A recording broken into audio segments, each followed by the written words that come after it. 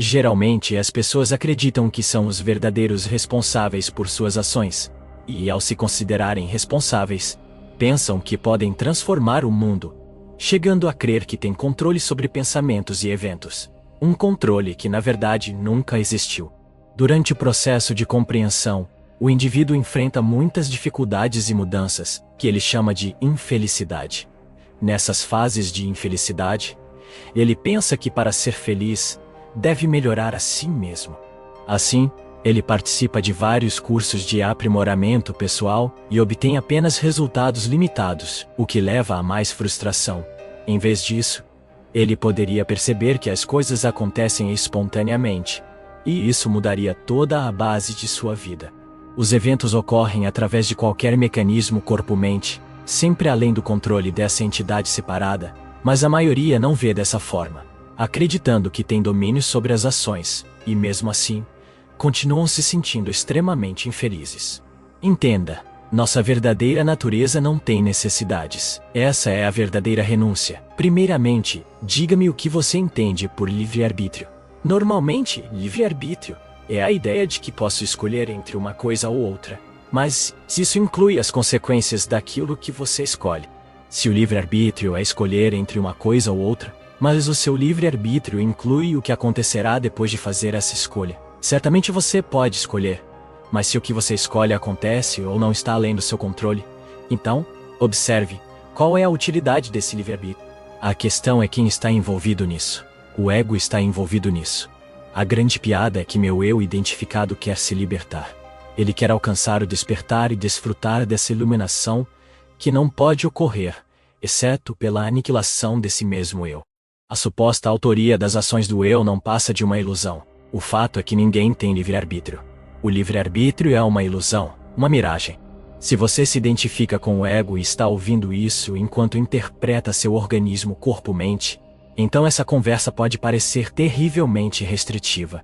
Se não há escolha e não há liberdade, isso parece muito limitador e contradiz sua experiência individual, que aparentemente é repleta de liberdade. Sempre parece que você tem controle, você está 100% correto, mas ao final do dia, analise todos os acontecimentos pelos quais você passou e você chegará à conclusão de que você não teve nenhum controle sobre os acontecimentos. Você pode usar essa análise para qualquer ação, e no final do dia, se você se analisar profundamente, descobrirá que suas ações não foram suas ações. Assim, você chegará à conclusão de que nenhuma ação realmente é sua. Se você fizer isso dia após dia, uma questão deve surgir das profundezas do seu ser. Se eu não estou fazendo nada, então quem é esse eu? Se não há um fazedor, quem é alguém que parece existir e parece fazer? Essa é a questão fundamental. Quem sou eu? Se o ego não existe, então o que existe? Apenas a fonte existe. A fonte é tudo o que há. Aquilo é o que existe quando você não está aí, como um fazedor. Essa é uma conclusão que se chega através de uma experiência pessoal. Para entender isso, não é necessário renunciar às nossas atividades. Compre nossas atividades diárias comuns, sem o senso de autoria das ações, é a melhor preparação para que a iluminação aconteça. A consciência produziu essa peça. A consciência escreveu o roteiro. A consciência está interpretando todos os personagens. A consciência está testemunhando. É um show de um homem só. Separação é a ausência de amor. E amor é a ausência de separação. Antes, durante e depois da ilusão da existência, existe apenas uma realidade.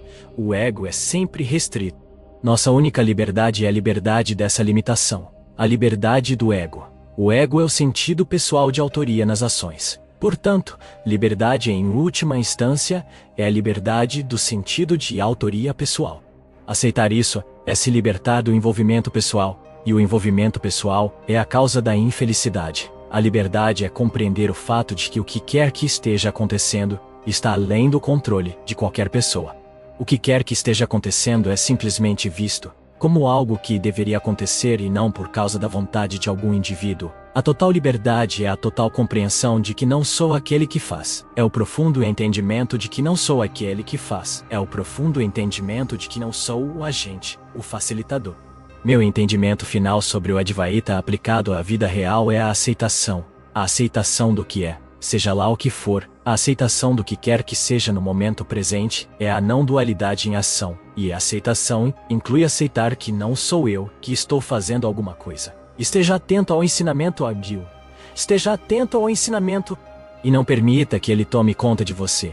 Aceite um ensinamento, mas não permita que ele o faça refém. Ou seja, não pense que a aceitação ou a não ação é um instrumento que você pode usar. Deixe a aceitação acontecer, não se envolva. Iluminação significa que tudo é um constante acontecimento. Então existe uma aceitação de todas as ações como parte do funcionamento da totalidade, o que muda a atitude, a perspectiva, a compreensão. O mundo continuar igual. Essa maneira espontânea de viver é descrita por Lao Tzu de maneira muito bela. A propósito, Nisargadatta Maharaj nunca ouviu falar de Lao Tzu. Ele nunca ouviu falar de Lao Tzu. Ele nunca ouviu falar do taoísmo, mas é absolutamente incrível como são paralelos os ensinamentos destes dois. Eles têm que ser, porque o tipo de vida que começa após a iluminação tem que ser a mesma. A vida de um sábio é sempre uma vida corajosa, não através de um confronto com ela, mas ao contrário, em total aceitação. Essa mudança é a base da vida. Uma vida corajosa não significa confronto com a natureza, mas uma alegre cooperação com os princípios do seu funcionamento. Quando você ouve sobre aqueles que conseguiram isso, os sábios, você é golpeado por uma grande admiração. Entenda como você faz as suas escolhas. Em que base você se assenta para decidir as suas decisões? Quem escolhe o que você escolhe? O ego escolhe, mas o ego escolhe baseado em que? Meu ponto é que o ego faz escolhas com base na programação que ele recebeu. O condicionamento do meio circundante, sobre o qual você não teve escolha. O DNA, ou os genes, sobre os quais você não teve escolha. Mas o condicionamento recebido do seu meio, sobre o qual você não teve escolha. São essas duas coisas que eu chamo de programação, com a qual você fará sua escolha. Você fará suas escolhas baseado no que você foi condicionado a pensar ser certo ou errado. Portanto, se o seu livre-arbítrio está baseado numa programação, a qual você não teve controle, então, é o livre-arbítrio de quem que estamos falando. O livre-arbítrio que você valoriza tanto, está baseado em algo sobre o qual você não tem controle. Eu retorno à válida questão do ego. Vivendo em sociedade, é esperado que eu faça escolhas. Eu não devo fazer escolhas, e eu lhe respondo, é claro que sim. Mas o que estou dizendo é para você considerar essa questão. A escolha que você faz é realmente sua escolha? Ou essa escolha acontece? Tudo acontece de forma natural e espontânea. Apenas acontece. E aí reside a magia, e a maravilha de tudo isso. Existe apenas a profunda convicção. Pai, seja feita a vossa vontade, e não a minha. Essa atitude necessita a ausência do agente pessoal, e eu em qualquer atividade, e esta forma de viver se torna naturalmente virtuosa, então, a iluminação acontece, e o que pode acontecer com o mecanismo corpo-mente após isso é impossível de se dizer. Não existem regras, pode não acontecer nada. Organismo corpo-mente continuará exatamente como antes, ou algo pode mudar. Alguns que nunca escreveram começam a escrever, outros que temiam falar em público começam a dar palestras. Tudo apenas flui, naturalmente. É uma espécie de milagre. É tudo parte do funcionamento da manifestação. É tudo um sonho e não há indivíduo além de uma aparência na consciência. Quando você vê o vazio, você vê apenas o funcionamento impessoal da manifestação, que simultaneamente surge do não manifesto. A totalidade de todas as coisas veio do nada, a única verdade, que não é um conceito, é um sentido de presença. Aqui e agora. O sentido impessoal de presença no momento presente é a única verdade, e é essa transformação, o desaparecimento do eu, da pessoa, do quem. Isso é tudo o que precisa ser entendido. O resto é desnecessário. O que permanece é a consciência, aquilo que sempre esteve, a plataforma divina, a consciência, aquilo que sempre esteve. A totalidade, o verdadeiro sujeito, o nada potencial, Deus, ou qualquer nome que você dê a isso. Se você vai ao vazio, todas essas palavras são sem sentido, limitações e iluminação, conhecimento. Tudo isso é baboseira. Você não precisa disso. Mas se um indivíduo pensa que ele é um indivíduo, então, Mais palavras são necessárias. A iluminação é apenas a compreensão que não existe indivíduo. Tentando compreender nada, é uma entrega onde não existe a entrega de alguém. Não está relacionado ao triângulo sujeito, objeto e acontecimento. É apenas o entendimento, puro e simples, onde não há mais alguém compreendendo. O que estou dizendo é que o entendimento é vertical. Existe apenas um flash de entendimento no qual o sujeito desaparece. O entendimento acontece no tempo apropriado para cada um, e ninguém pode saber quando será. Tudo o que posso dizer é que ele não acontece enquanto existirem expectativas, isto é, enquanto existir um eu, um mim esperando por ele. Veja, o conflito básico na vida é: eu sempre faço tudo certo, então eu quero minha recompensa. Já eles fazem coisas erradas, então merecem ser punidos. Assim é a vida, não é?